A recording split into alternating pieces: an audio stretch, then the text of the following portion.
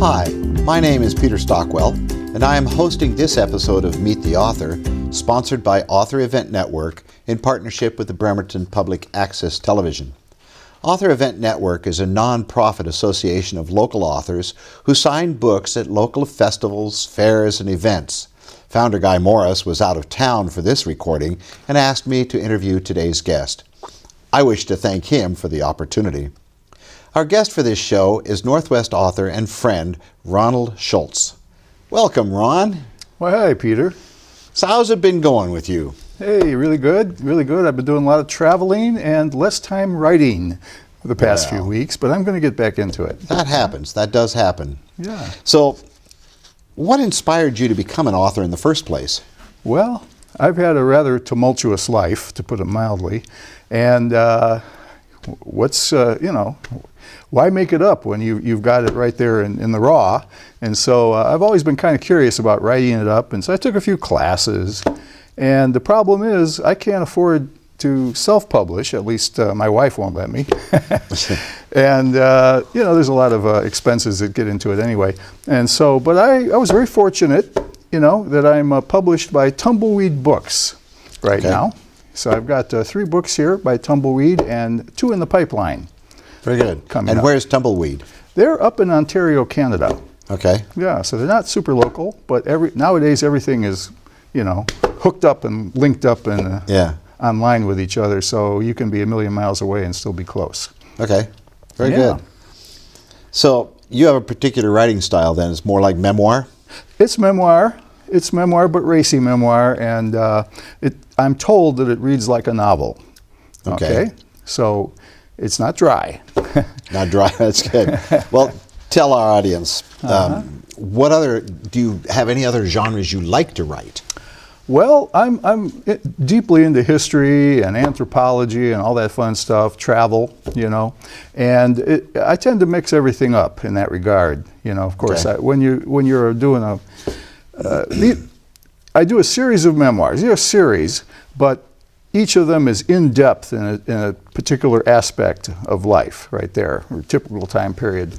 And so they're in a series, but they don't need to be read in any particular order. And that's the beauty of it. So you don't have to worry which one you pick up first. So they stand alone. They stand alone. Yeah, a lot of writers, I know some writers who write series. I write series. And then, of course, there are the writers who write standalones. And sometimes we also have standalones when we're writing series. So, good. Great. Yeah. Do you consider there are any key themes that your readers will discover when reading your material? Well, yes. Dealing with adversity and keeping a sense of humor. Of course, it wouldn't be very interesting if there wasn't some adversity in here. We've got conflict. It starts out, my upcoming book starts out at age 15, running away from Chicago to New Orleans and living on Skid Row. And plenty of adversity there, getting robbed, getting beat up, that kind of thing, That's the stuff that you deal with as a kid, when you're... some of us as children have not dealt with that as a kid. Yes. When I was a teenager, I went away to a private school in Minnesota at 15. So we left home at about the same age for different reasons. Sure. Yeah. But that's how it goes, I got no regrets. I mean, hey, what can you do? I can't turn the clock back, No, we haven't figured that one out yet. No, but we will. And so I could just revision all these, but I'm not going to do that. I tell it the way it was, and maybe later I'll do a total, but that wouldn't be any fun. That wouldn't be any fun at all. Yeah. But no, so this, but then in this case here, Chicago Rage starts at age 17 as I'm returning to the road and exploring the counterculture and all of the benefits of traveling the country and getting lost and starving on the road and meeting beautiful women and all this fun stuff, which you do at 17, which not everyone does at 17. As I said, I was at school in Minnesota, so didn't get to meet many women at the boys' school. Right. But as it was, I end up getting involved in some heavy stuff and getting arrested. And this leaves off at a certain point. And Party at the End, Home at the Edge picks up there from there in this case, which takes place starting in Chicago's Cook County Jail, which is a fascinating place and fascinating people that I ran into there. I was with the Weathermen in 1969, and Wow. but I was 17, but I had these heavy charges because I had, well, okay, I'm confessing here. I tore the badge off a cop. Yes, I did that, you know. Probably not the first one to do that. No. And anyway, that's assault. You know, you tore a badge off a cop, and there we go. So anyway, so it's a romp through Chicago history there. The Siege of Chicago, or the Days of Rage, which is why this one is titled Chicago Rage. I'm sorry, Rage is upside down in Croc. That's a little artistic thing there. Yeah. But Home at the Edge, and then it continues on to the mental institution in which I was placed, hoping to get my felonies reduced. So Now, these were all done as a juvenile, so those records are sealed. I'll tell you what, they're preventing me from getting global travel, the global travel thing, because the records are gone. They're trashed, I assume. I can't get to them anyway. I tried. But the FBI has an index of these things, and they want to determine that those charges have been cleared. And I can't, because the Chicago authorities don't have the actual records. So the FBI has some kind of an index of some sort. And so they sent me this thing, and I'm calling. And now all the different parts of Chicago where this supposedly, or the various court systems, they don't have any record of it. So I'm stuck. I can't prove to the FBI. So is this another book? That could be another Could be book. another book. Yeah, Yeah. my struggle to get global entry. You know, so because I do a lot of travel. My wife has global entry. She goes right on through, and everybody asks me, well, what are you doing with this luggage? Where's your wife? And I say, hey, she has global. She's breezed out of here. I hope to meet up with her eventually. But that's how that goes. So, yeah, you know, whatever you do in life comes back at you. And so here I am, unable to get global entry. But it still makes you who you are today. It does. And you're a pretty good guy. So, Oh. I mean, we've known each other a little while now. Yeah. So, you do well. You do well. Thank you. So, can you tell us about your primary characters? You said these are based on your life, but they're kind of like fiction. Well, they're based on my life, and maybe a little too honest in some cases. Mm-hmm. I've been accused of that. A few names, yes, have been changed, or I don't always remember the name. But in that case, I have a label. But many of the characters have the actual names. Not that I'm aware of. Some are no longer living. I do keep in touch with some people in this book. Now, this is the third one so far. I have two more coming out. And this deals with the White Panther Party in Chicago, Illinois. Carries on after jail in the madhouse, you might say. But yeah, the individuals in here, there's a lot of fascinating people who are involved in, I guess you would say, not only the counterculture, but the radical movements in Chicago.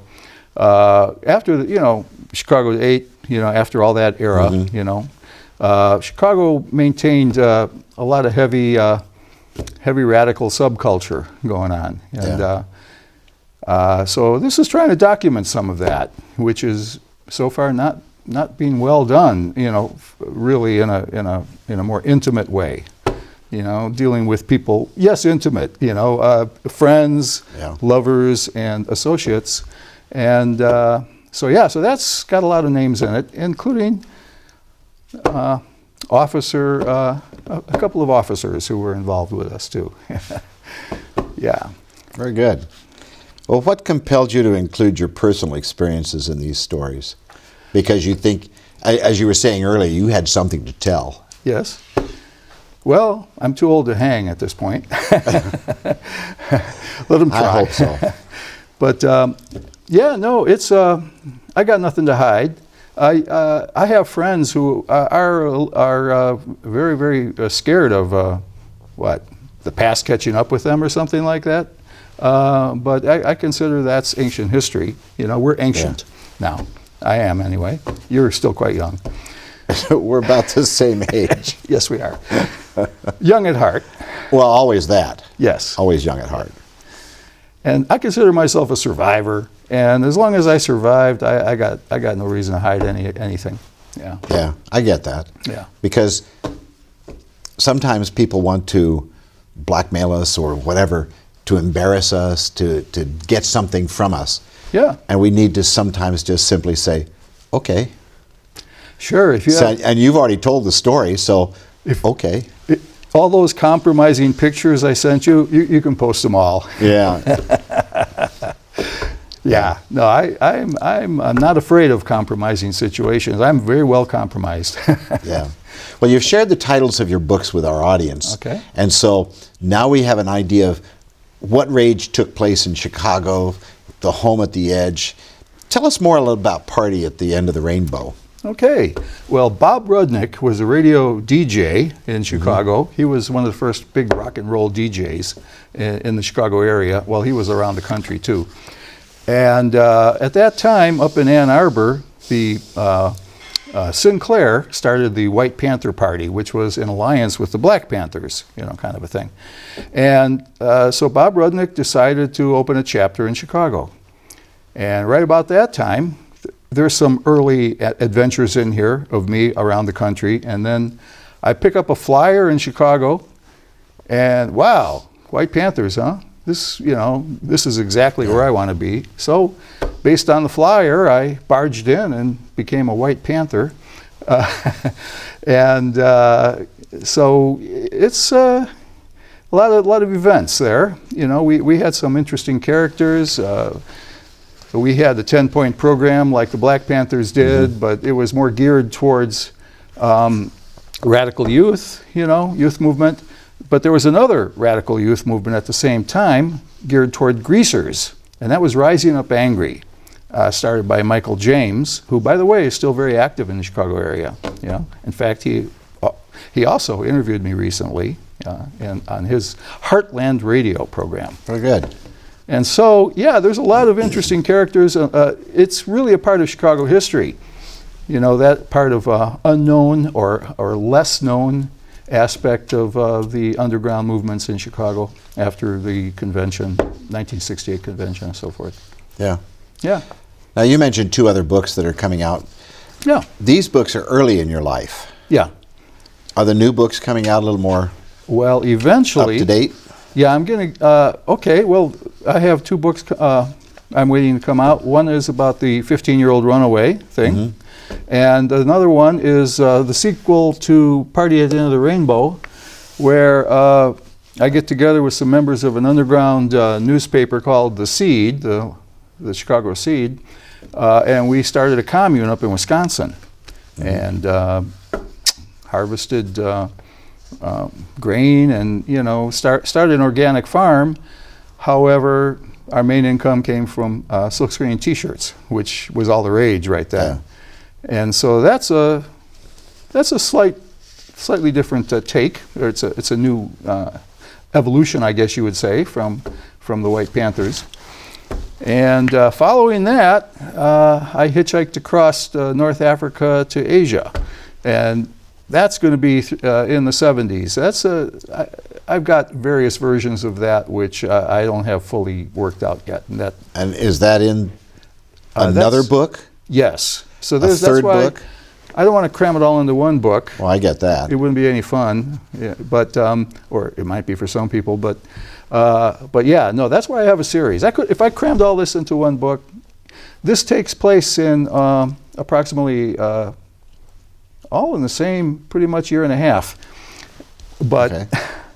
but I've got more coming up, and I'm doing it this way because, like I say, I want to delve in deep into the experience, and not just this happened and then that happened. I want to get into it with scene, dialogue, and getting to know the characters, getting to know the individuals more deeply than just a quick brushing. So And anyway, of course, you being basically one of the characters. exactly. Yeah. You know what's going on. Yeah. Yeah. Well, Very good. but a lot of this has to be dredged up, and I do a lot of research, because memory is not perfect, and I recognize that. I have pretty good memory though, but I do, where I can, check it with living individuals and or records. And you still have people out there who remember you, you're in contact with them. Yes. And they remind you of some of the things that you Yes. might have done that you wanted to sublimate. That's correct. That's correct. Yes, and one of them lives right here in Bremerton, not too far away from here. I won't say your name, but Bob. There are a lot of Bobs out there. Yes, there are. Yeah. Yeah, but anyway, we're all, I try to maintain good relationships with people. That's impossible in the real world, but we pretend, we pretend to get along with people. And we do. And we manage as best we can. Yeah. So, the new books that you have, you just told us about how they're going to relate to these books. Yeah, because it's, a follow-up. It's an evolution, I guess you would say. Yeah. Character evolution, life's evolution. Okay, the commune in Wisconsin, which, by the way, still exists, and it's being given back to the Ho-Chunk tribe at this point, parts of the land. Okay. That's another whole story. But we had 200 acres up there, and the individuals who founded this farm, that I got involved with, and it carried on from 1970 and became less of a commune over time, and it went through a lot of changes over the decades, actually. And it was a home to come back to, but we all did a lot of traveling around the country and the world. And so I took a job in the city for enough money to spend a year and a half traveling Asia and Africa. Yeah. And Have you been back to the commune? Yes. Just earlier last year I was there. Okay. And it's like I say, it's very. Unfortunately, the barn and the house are gone. Life and events and circumstances change. And so, you have explained about your research and talking with people and getting information about things that you may have experienced but have forgotten, or you want to come about supporting what you remember. Right. Is there any other research that you do can you explain more about what this research looks like? Okay. Well, especially in regards to Part of the End of the Rainbow, I researched a lot of underground newspapers as well as regular press, about events that occurred, a couple of riots, various things like that are documented. And for example, Rising Up Angry is an organization and also a newspaper at that time, like I say, directed towards self-identified greasers. Initially greasers, if you saw the Fonz or if you saw whatever images of they were tough. They weren't always hippies, The interface between hippies and greasers wasn't always friendly initially. However, the Rising Up Angry organization radicalized a lot of Chicago greasers and got them part of the radical movement, and so the lines between hip and grease blended a little better over time. Yeah. And what was that? Where was I going with that? You asked me a question. I don't know if I was just talking about how you explained a little more about your research and such. Oh yeah. So a lot of this is printed up. A lot of the events are printed up in which are all on file now. The Rising Up Angry newspaper, Chicago Seed, and a number of other newspapers too, local. Authors have a writing process they go through. Some of us just sit and we write. Some of us outline and then follow the outline. Some of us write whenever we want. Some of us have particular times. What's your process? Just get all hyped up. Coffee helps. I got to get excited. I get excited, and then I just no longer pen and paper. Now I got the computer or the laptop, and I just start writing. And of course, that's a first draft, Maybe not even a right first draft, but sometimes it's just ideas or like spider, connections, links between different thoughts and so forth. And then I use that and refine it over time and create what I want to create in the story. And then there's, of course, you've really got to go over it multiple times, you know. And you have editors? Editors, yes. Especially at the company? Yeah. The publishing company? Yes, yes. Tumbleweed Books, I got to give them credit. Very good editing. Mm-hmm. Yeah, excellent job. And they design your covers? And the covers, yes. Yeah. I can't. Do you have any say in the covers? Yes, but I've been proven. It's been proven that these are far better than my ideas. Well, that's good to know. Well, as a member of AEN, you've experienced marketing your books with us Yes. at various events directly to potential readers. Yeah. And what's your experience with that? How do you feel about that? Okay, well, it's nice to be with other people. You know, writing is a lonely profession if you're just sitting there, you and the computer. And after a while, you know, if you're online and if you do any other things online, you need your personal skills. And it's nice to communicate with others in person. And the camaraderie that happens when you got a bunch of writers together talking about their books and marketing attempts and so forth makes you feel good. You know, I look at AEN, you know, as a party. You know, we're there to have fun. And if we sell anything on top of it, that's icing on the cake. You know, but of course, you know, if you're not enjoying yourself, you're doing something wrong. Okay, it's work, but it's work that we hope to enjoy. Well, I know our interactions at events where we say, "Oh, you might want to read that book," or you send it to my books, to my thrillers, my mysteries, and my science fiction. Yeah. But that's what we do, isn't it? Yeah, we feed off each other. Yeah. And we try to make sure that the audience out there finds the right genre for themselves and the right books that they want to have. Very good. Sure. Do you have any other words of wisdom for the audience out there? Yeah. Don't forget to have fun. You know, we do. We tend to get caught up in it. Like, why am I doing this? Why is anybody writing? It's work. It is work. It's hard work. But you've got to remind yourself that you love it. I mean, because we forget. You think, oh boy, I wanted to do this, and why is this happening, and how come nobody likes this, and whatever it is, that's, you know, part of life. And we got to say, hey, wait a minute, this is a small little wrinkle in the problem. Iron it out, you know, just go back in there and laugh about it. And you made a good point in the fact that not every reader likes every genre. Right. And sometimes they'll see our books, but they're not interested. Right. But we can direct them to other authors. And well, I want to thank you for your wise and informative answers today. We look forward to seeing you and the other authors at the AEN events around Puget Sound. There's quite a bit we have quite a few things going on this next year. And so hope to see you at some of the events, and thank you for coming in. I want to thank the Bremerton Kitsap Access Television and its marvelous staff for hosting Meet the Author. Meet the authors at events, festivals, and fairs that we attend this year. Go to the AEN website at authoreventnetwork.com and check out where authors are signing books. And thank you for watching. Keep on reading.